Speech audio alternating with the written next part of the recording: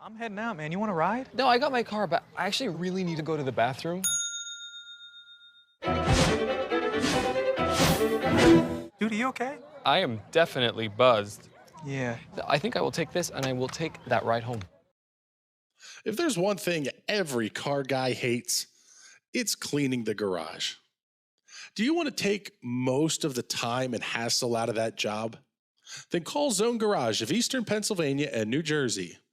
Agnes and her crew will have your garage, shop, basement, or even your porch looking great all the time. With unique patterns and designs, plus the ability to incorporate your logo or any artwork, your space will never have looked better. Installation is done in 1 day, guaranteed, and Zone Garage offers a 20-year warranty on the top coat. Their coatings are durable, anti-slipped, and impact resistant. Give them a call at 570-856-6067. That's 570-856-6067 for Zone Garage of Eastern Pennsylvania and New Jersey. Invasive species are one of the biggest issues facing our natural resources and the environment today. Think of things like Dutch elm disease, the spotted lanternfly, and cats. Perhaps the most dangerous of these is the Homo caput stercoris, commonly referred to as the front plater. An invasive species coming from New York, New Jersey, and anywhere else that has a license plate on the front of their car. The biggest threat from this pest is the spread of excrement. These savages cause harm to many native species and have even spawned an entirely new one, the Beltsville lake monster. Here at the DeWeather Institute for Climate Knowledge, we have a dedicated group of volunteers working tirelessly to clean up the mess. The team of emergency responders for dispersion and skimming, or the turds. But the job is just too big, and we can't do it without your help. So be a hero, be a turd. Have you joined the fastest growing fantasy motorsports app yet? On Grid Rival, you can join leagues with your friends and manage your own fantasy team on what race fans are calling, hands down, the best fantasy motorsport app out there. F1 and MotoGP leagues are now live for the 2021 season. Joining a league on Grid Rival will make every race more exciting, more engaging, and of course, more competitive. Download Grid Rival now on your iPhone or Android smartphone. Grid Rival is an unofficial application and not associated with Formula One, MotoGP, or any of their athletes. I'm Ryan Newman, and since I started with Indiana Donor Network and Driven to Save Lives, I found out that some people think that they can't be an organ donor. The truth is, anyone can sign up to be an organ donor. Anyone? Anyone? Are you sure? Yeah, I'm sure. Anyone can sign up to be an organ donor. So don't count yourself out because somebody's counting on you. Go to driventosavelives.org and sign up today. But my heart's going to you, Ryan. Love that shirt.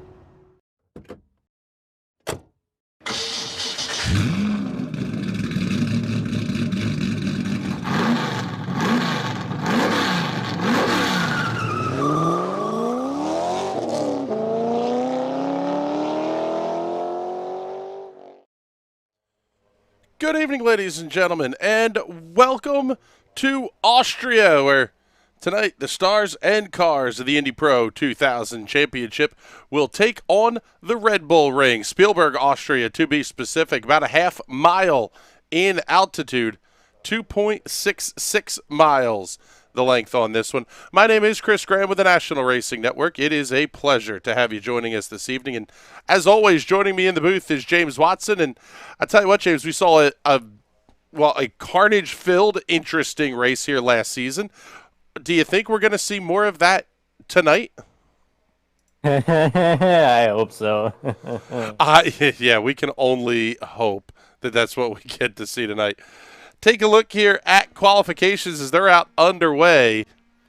Give you well, first let's do the weather conditions for you here tonight, presented by our friends at DeWeather Center. Offensively accurate weather for Eastern Pennsylvania. 73-degree ambient temperature. Wind's going to be out of the southeast at 11 miles an hour. 75-degree track temp. About perfect conditions here for what really should be a pretty fun race here.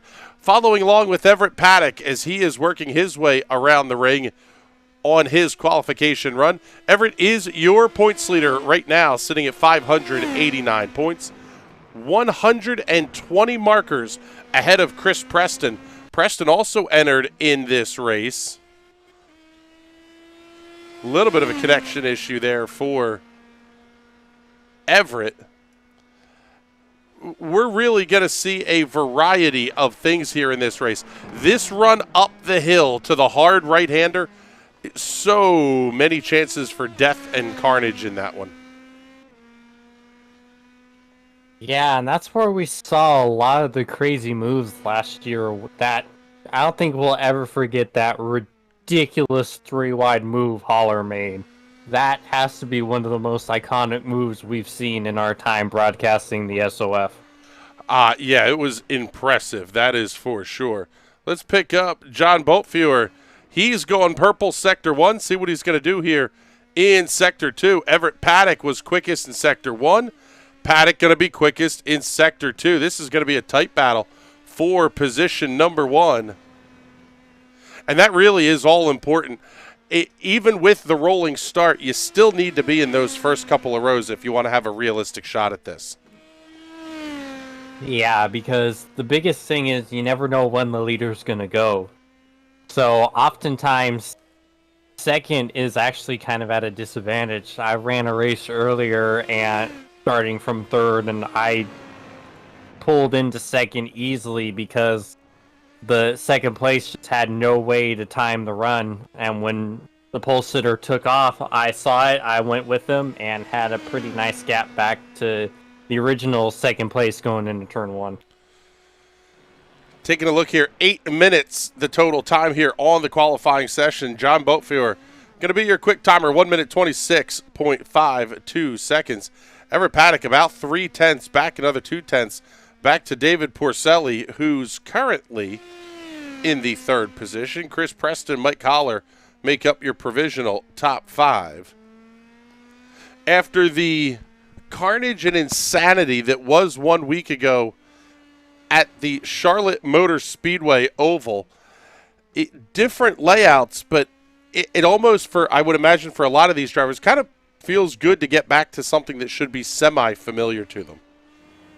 Yeah, that was a bit of a clown fiesta, what we saw last week, just the whole week in general. So getting back to something that actually makes sense is huge for everyone to get back in the groove and not have to worry about whatever that. I still can't believe we put Charlotte on the schedule. I cannot wrap my head around it. How about John Boatfewer goes faster on his second lap, 126.5, but new quick time, top of the board, Everett Paddock, 1 minute 26.479 seconds. Nagisa Ashikawa going to jump up to fourth with his qualification run. Pick up Jason Owens as he works the last quarter of a lap or so. Most of these drivers have started to get laps in the books. Still have 4 or 5 that are going to make their attempts here. J.W. Miller has completed his run, only 1 lap, scores 129.145. The lap time for J.W. Miller. The interesting one here, Graham Sanders, carrying the number 1 plate here this evening. No lap time set for that car. Now, obviously, the number plates are set by the driver's iRating. And we can show you that information up here on your screen. With the exception of Frank Wynn, everybody an A license in the top 14. Pretty stout field, as always. A very deep split, by the way. 32 cars on the entry list. Couple of, actually, it's even deeper than that. 18 cars, so 36 on the entry list for tonight's race. That's a lot of good race cars. We're going to see 18 of the best here in the PM18s. You'll love to see it. Andy Corsa having the same issue. Tough break for Andy. He is going to start towards the back of the field as well.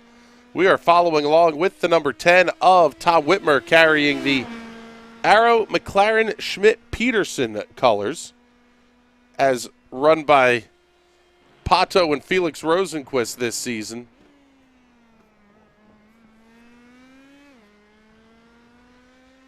He will be he will be the last car to get a qualification lap in. Adam Colasar jumping up to 8th quick on the board, 127.169.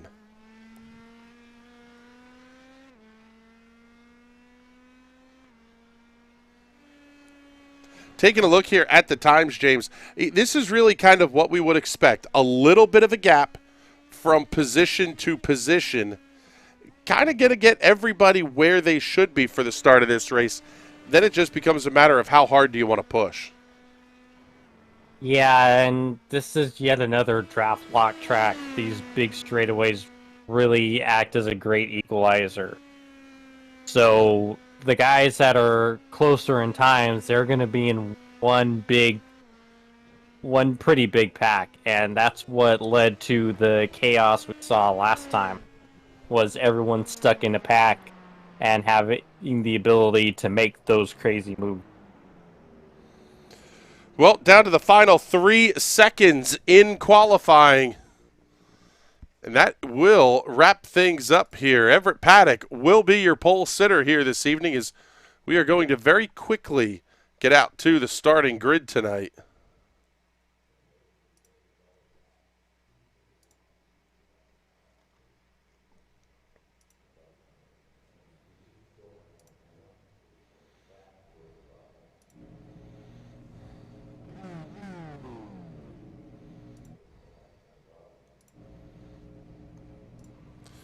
Take a look here towards the front of the field. Show you the starting lineup for tonight's racing action. Everett Paddock and John Boatfield are going to make up row number 1. David Porcelli and Chris Preston on row number 2. Row 3 will see Nagisa Yoshikawa and Jeremy Rogers. Row number 4 will have Mike Holler and Adam Colasar. Row number 5, Brandon Powell and Frank Wynn. Mike Ricecamp and Mike Carpenter on row number 6. Row 7 will have Simon Fell and Jason Owens. Row number 8, J.W. Miller and Graham Sanders, the first of the cars that did not get a lap time in qualifications.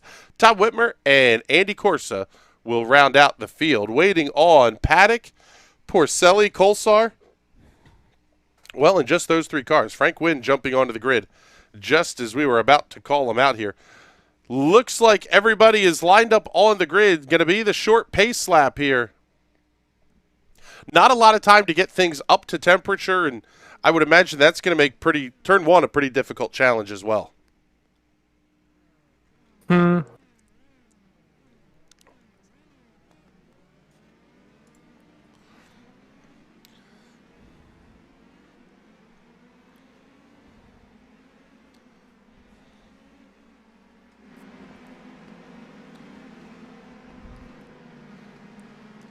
Field off and rolling away down towards the final couple of corners here.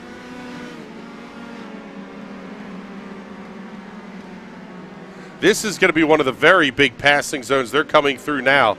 If you got the guts, you can try to make it work. Into the final. That's a very low-risk move. I wouldn't do it.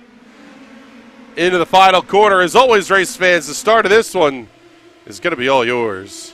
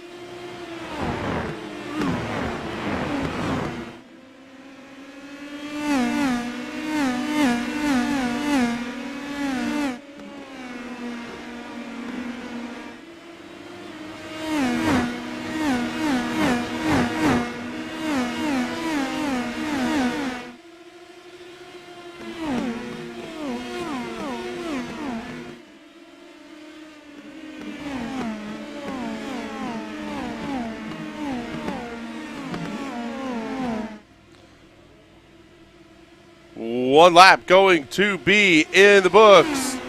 Everett Paddock, your race leader, but not by much over John Boltfewer. A lot of battles throughout the field.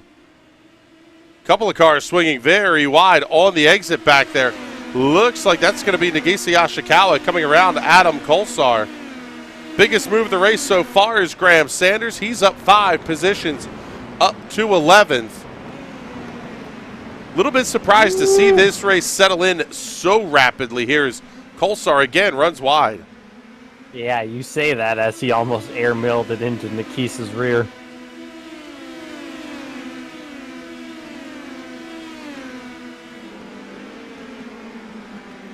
How about Mike Holler with a big dive bomb down there to the inside? Holler lost a couple of positions on the initial start of this race, trying to claw his way back into contention. I would imagine that's one of the really frustrating things here, James, is you lose a little bit of time and there's kind of not much you can do to make it back up. No, especially if you lose the draft. That's the worst possible thing. And it's not that easy to do, but it's also not that hard to do either. Or, you know, just a couple wrong spots here and there and you screw yourself out of potential position gain. 3rd, 4th, and 5th battling up the home straightaway. That's going to be David Porcelli, Chris Preston, and Jeremy Rogers. 3 names that we might not be completely familiar with here on the National Racing Network broadcast, but this one's going to be... It's going to be fun to watch some of these names that we may not know. Brandon Powell having a peek here on Graham Sanders. Let's check in the comments here, get some of these up on the air. Justin Rem checking in. Let's go, John. All about the gyro, saying hashtag Corsa Power. Dino Dado, get her done, Whitmer and Corsa. All about the gyro. No quality time for Corsa. Hashtag advanced analytics deployed. Yes. Grand Prix checking in, definitely not ready for this.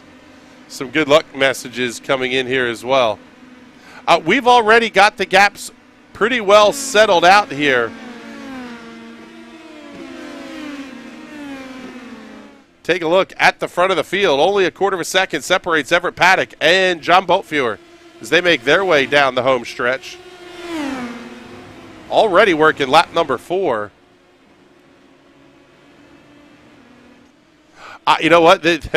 Great question coming in the comments here, James, and maybe you can answer this a little bit. Who's bravely trimmed out their car? I would imagine that's probably the answer, is Boltfewer going to come around Everett Paddock and into the race lead. Yeah, it really depends on how comfortable you are with your car. Because with the straightaways, a trimmed out car will save you a lot of time, but it makes the rest of the course a heck of a lot more to deal with. You need that downforce for the 6 and 7 with the back-to-back left-hander. And if you're not too careful, not enough downforce coming out of turn 3, you can easily loop it and probably die a horrible death because you'd probably be spinning in front of a long line of traffic. Yeah, and I would imagine for a guy like Everett Paddock, if you were planning on being out front, maybe you run a little bit less downforce. Now, all of a sudden, you're going to be in dirty air. Maybe that's all that John Boltfewer needed to get out in front and make that stick the rest of the race. Yeah, it's honestly kind of looking that way because he lost not a whole lot of time, but for how they've been racing with each other, that's a lot of time. Look at the gap they have now compared to John being right behind Everett this entire race so far. So yeah, and he lost that time in the spots where you need all that downforce. So yeah, Everett may be in a bit of trouble. Following along here with Graham Sanders and Frank Wynn and Mike Holler. Wow, big pass there by Sanders. We'll see if Holler's going to try to come back.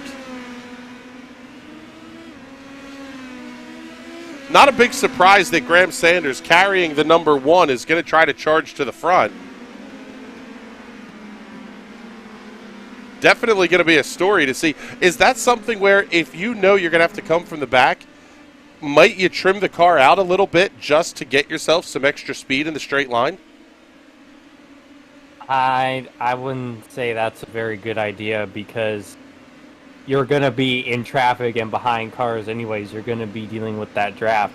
Why would you screw yourself with cutting out downforce and cutting out grip following behind other cars when you're behind pretty much the entire field?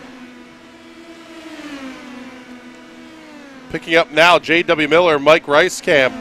These two have been battling side by side for the better part of a lap and a half. In fact, they've swapped that position 8 times over the course of the last couple of laps. In fact, this last lap, dueling back and forth. This may be a fun one to keep an eye on here. Yeah, it's really interesting. Right before the race, I mentioned that it would be a bad idea to pass there, but JW thought it was a good idea, which is clearly the complete inverse of what the guy who usually drives that paint scheme would do. Maybe that's my problem. Miller going to try to send it up the inside. He's now going to be stuck battling Andy Corsa and Tom Whitmer. Whitmer thought about having a peak 3 wide. Miller going to block the run off. Now both cars going to gang up on the outside of the racetrack. Corsa gets the pass completed. Oh, but Corsa goes around. Big contact. They're going to wad him up into the gravel. Trouble for Tom Whitmer, J.W. Miller, and Andy Corsa. Corsa is done. Oh, there you can see the left rear flopping around on J.W. Miller as well. That's unfortunate. Get you the replay here. Corsa a little bit off track. Snaps everybody around. And absolutely junked 3 race cars there in the process.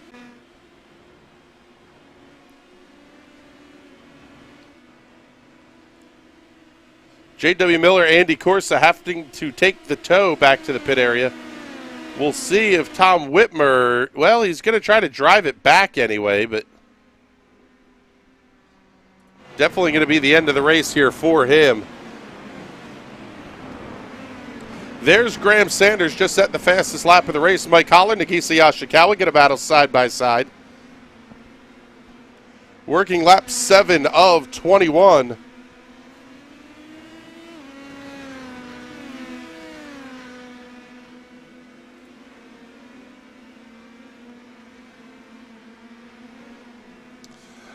Oh, and there goes Holler going around as well.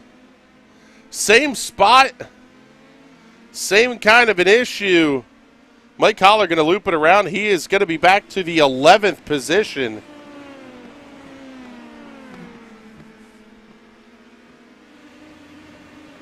One more time. Let's get you the Hot Shoe Racewear instant replay. Holler looking down to the inside of Yashikawa. Carried a ton of speed into the corner. Just a little bit too much. Clips the kitty litter and around he goes. Yep, just that little bit of gravel and whoop. John Dinkle. Moments like these remind me that road needs full course yellows. No, it does not. Yeah, that doesn't work too well on broadcast. Although, if you're someone mid-pack like I usually am, full course yellows is a great idea. Frank Wynn and Nagisa Yashikawa going to be battling here. Wynn down to the inside, Yashikawa on the outside. Bringing Brandon Powell along for the party as well.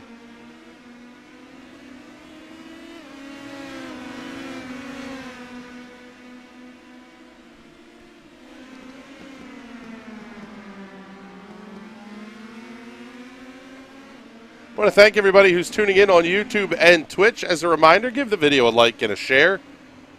If you feel so inclined, we do have some subscription and membership options available as well.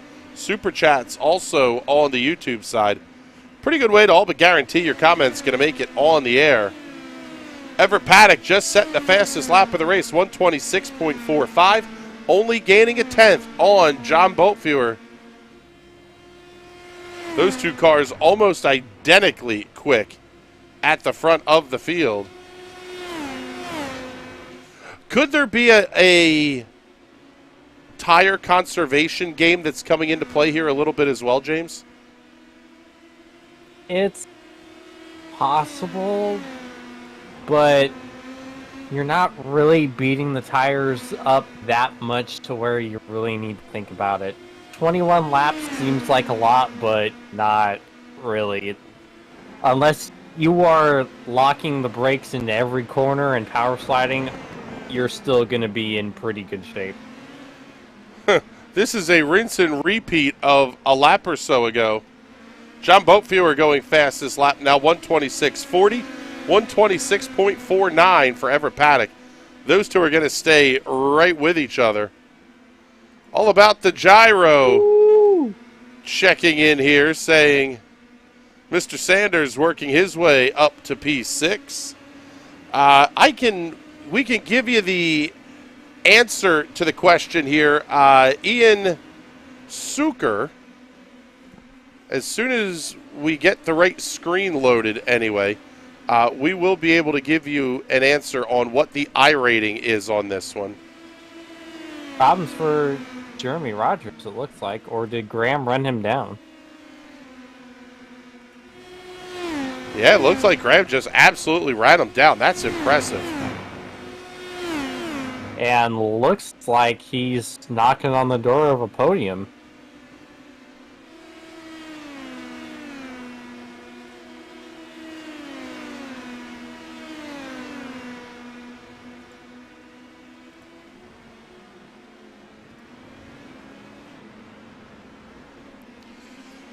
Graham Sanders up 11 spots to run in the 5th position. He's got 1 second to Chris Preston, and then it's only another half second or so up to David Porcelli. That was going to be impressive. This 3-car battle continues to rage on, so we'll keep our eye on this one here.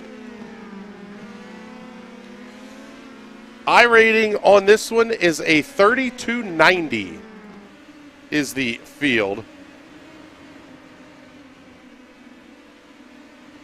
This is one of the better top split races you're going to find on the iRacing platform. A lot of talent in this PM18 field. Yeah, I was going to say, it's finally starting to rival a Monday night crown race in terms of SOF. Yeah, that's the other one. I love to see what those numbers look like for the crown races on a Monday night. I think the highest we had at one point last season was almost 5,000 for the iRating. It was pretty ridiculous. Yeah, the top half of those fields are ridiculous. And then you have me at the bottom.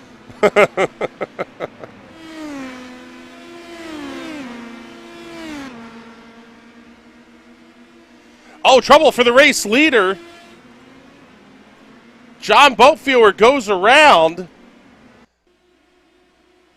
running all by his, well, I can't say total lonesome here, but on corner exit. Oh, he caught the curb just a little bit, snapped the car around. That's going to put Everett Paddock into the race lead and drop John Boatfewer back to 6th by the time he gets back onto the racetrack.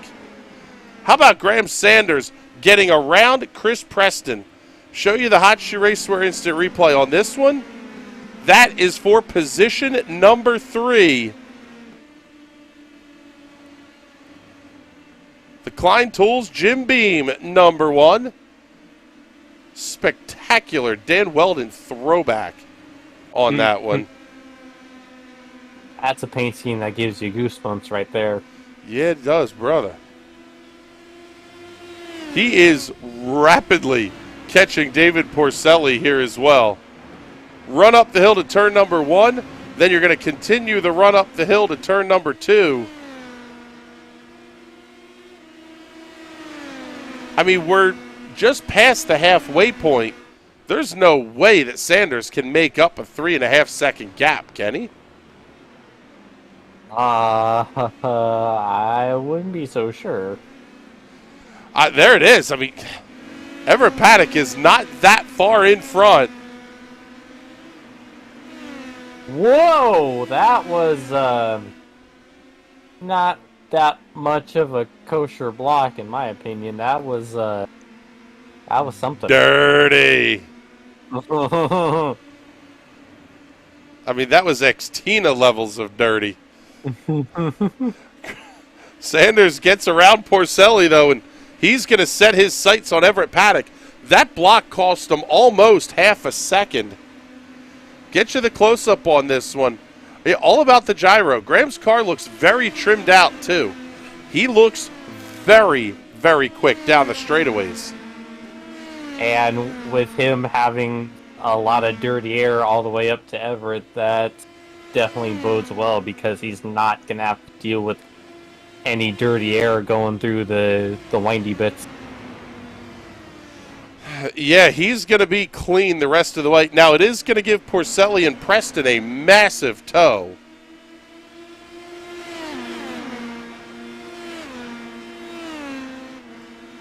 Down to 9 laps remaining. We're going to pick up Everett Paddock here so we can show you the lap time differences.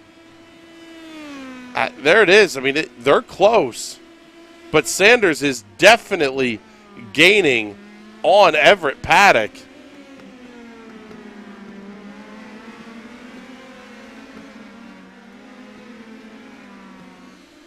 Put the gap up on the screen. You'll get to watch the numbers shrink in real time.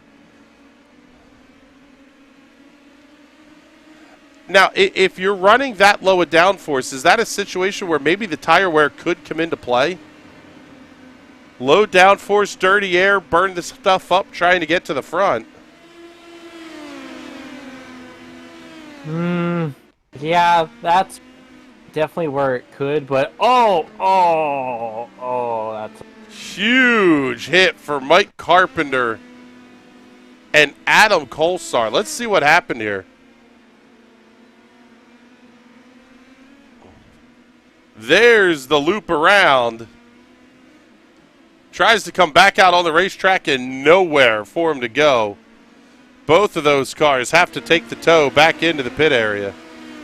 Yeah, that's unfortunate. That's one of those really should be looking at your relative moments. Porcelli and Preston continue to battle here. This is the fight for the final podium position. Preston running the Scuderia Ferrari colors on that number 12. Not sure what's on the side of Preston's number 4.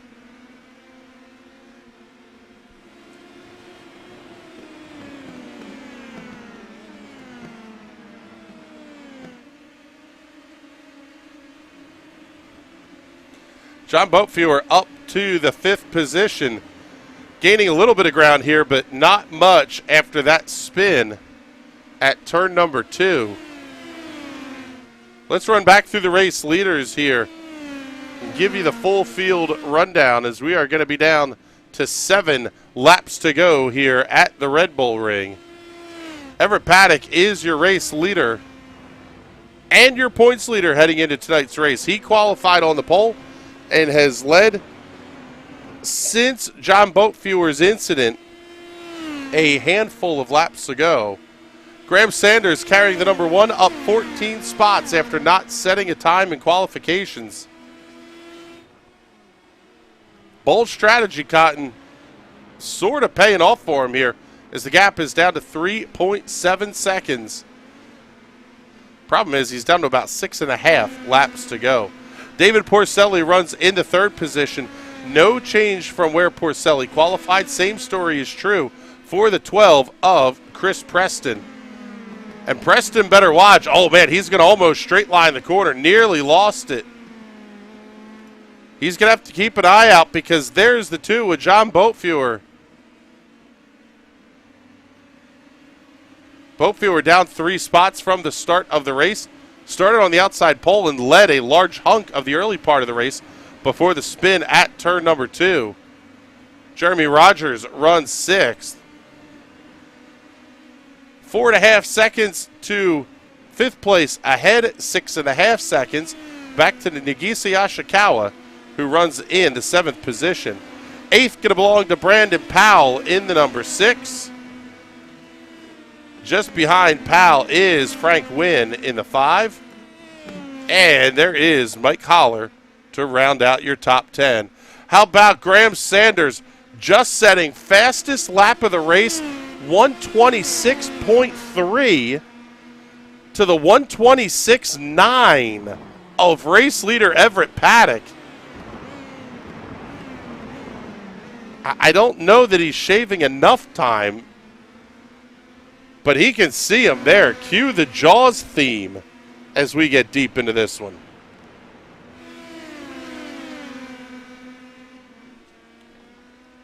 Yeah, I don't think he's going to do it. He's gaining a lot of time, but with how many laps we have, it's going to take things to happen. I won't say what things, given my track record, but things need to happen. Well, if he keeps making up a half second a lap, things could get really spicy here with a couple of laps to go.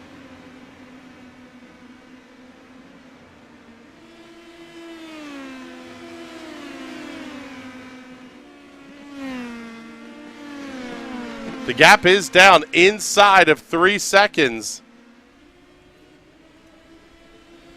What do you think, race fans? Let us know in the comments. Is Graham Sanders going to catch race leader Everett Paddock?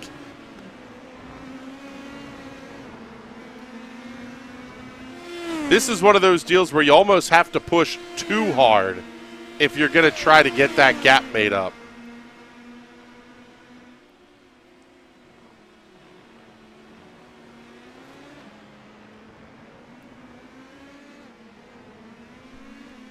John Boatfield has gotten around Chris Preston for position number 4. May have a shot to get around David Porcelli as well here.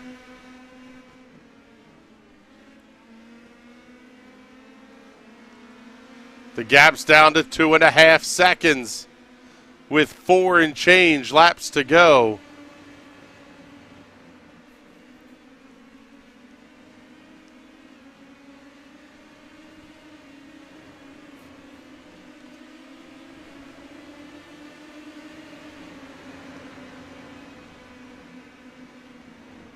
Boatfield is right there. Here comes the peak down to the inside of Porcelli.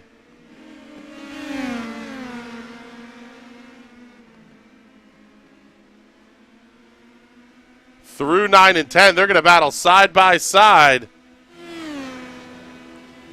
How about 3 cars over the line, all within 2 tenths? We'll take that. 3 wide up to turn number 1. Preston wisely backs out.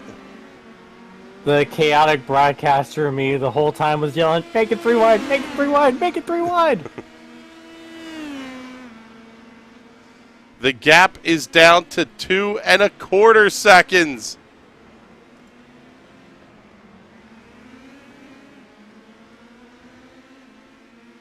All About the Gyro says, I won't count Graham out here.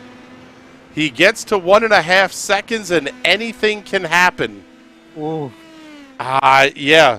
Once you start getting the toe, he's got to be closer than 2 and change. But once you get that toe, it is absolutely game on. Boatfield are around Porcelli for the 3rd position.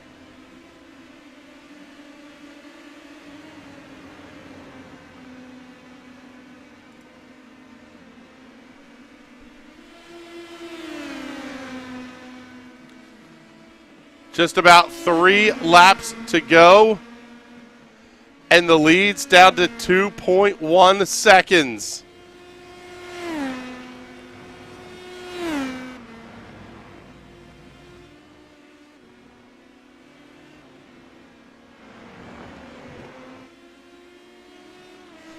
What's the time delta, James, where he's really going to start to feel that toe? Does he have to get it down to almost 1 second before he really starts to get a draft? Yeah, I've always found that the sweet spot is right around 9/10. That's when it really kicks in. It'll start to help a little bit around 1.5, but you'll really notice it when it comes to 9/10.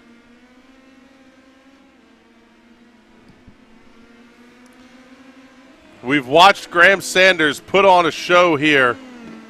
Coming from back to front, he's up 14 positions to be your hard charger of the race to this point. But now he's not gaining much. In fact, he's losing about a tenth. Really going to have to push hard over these last couple of laps.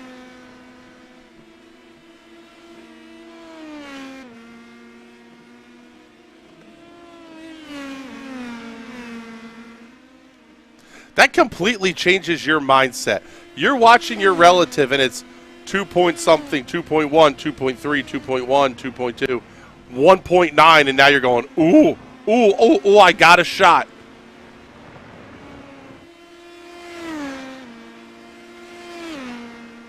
Yeah, and that kind of is what sets the greats apart from the meh, is what do you do when you see yourself starting to get closer? Because the average person will start to push harder, and they'll screw up. How about 4/10? Sanders just shaved out of turn 2. We're down to 1.5. He's going to need a mega run through the second sector to have a chance. If he gets it down to within a second, I think he might have a shot. Anything more than that, I'm not sure. If he can do it before the front straightaway with that massive toe, this very well could be game on. Through the final couple of corners. Swings it way wide. Sanders, very aggressive. Same thing on corner exit.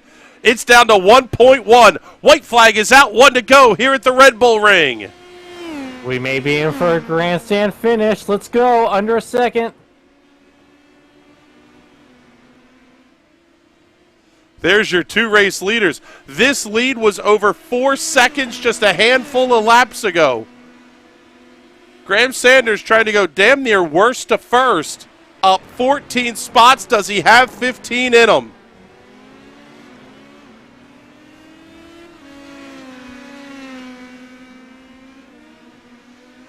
Half a lap to go. Now he's really going to get the big toe down the straightaway.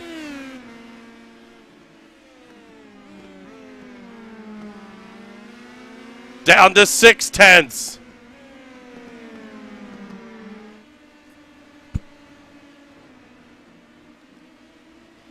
You're kind of in the twisty bits now. He's really going to have to push or hope Paddock makes a mistake.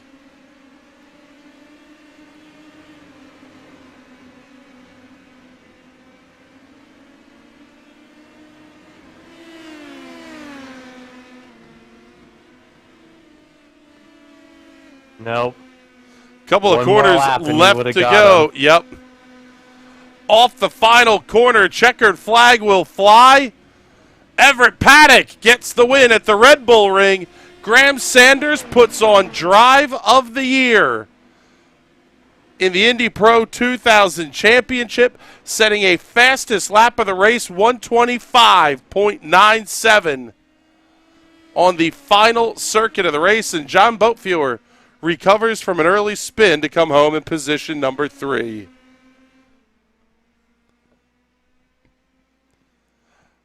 I'll tell you what, James, I made a comment before the race that were we going to get a parade?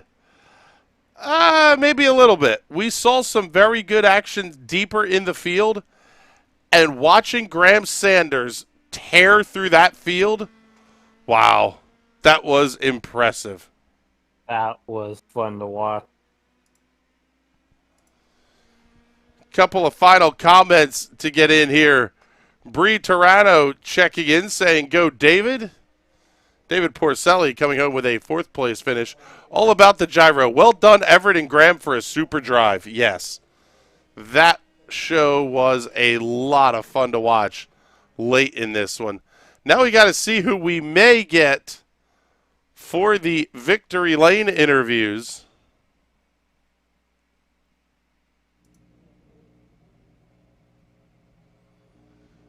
Looks like we do have our race winner. Of course, Jason Owens would park his car in a spot where the scenic cameras are going to pick it up.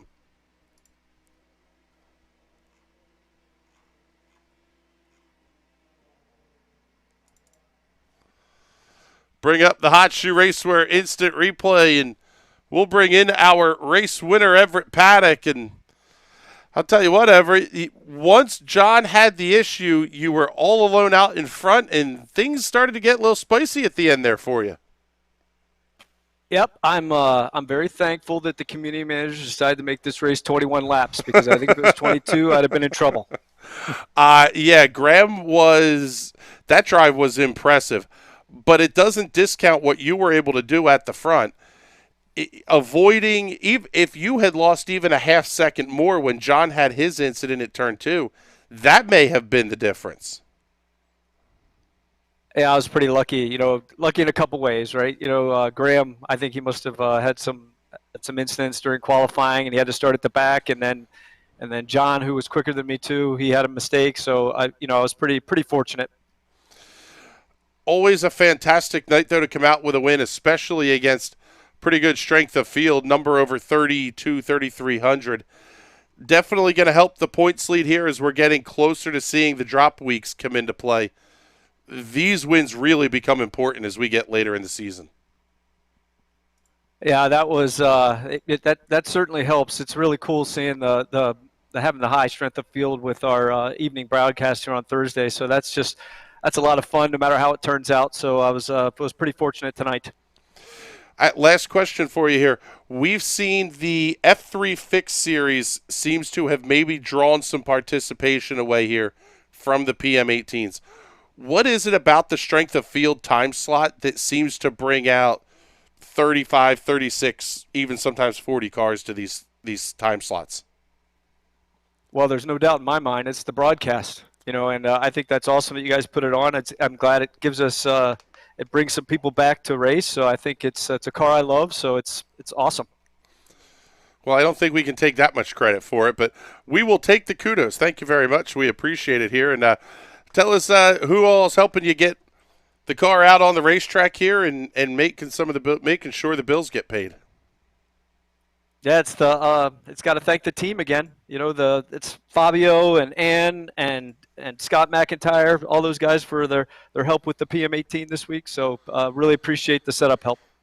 All right, Everett. Thank you very much. We appreciate it, brother, and looking forward to talking to you again next week here. And I'll tell you what here, James, seeing some of the comments checking in, our race winner, runner-up, I should say, checking in on YouTube. Phew, that was stressful. Yeah. Graham, we got to get you in the TNT Discord here so we can talk to you after a run like that. Absolutely manic those last 5 laps. Jeremy Rogers saying was his first SOF race. Shouldn't be irritated with P9, but I am after running 6. My dumb self-spin put me in a bad spot.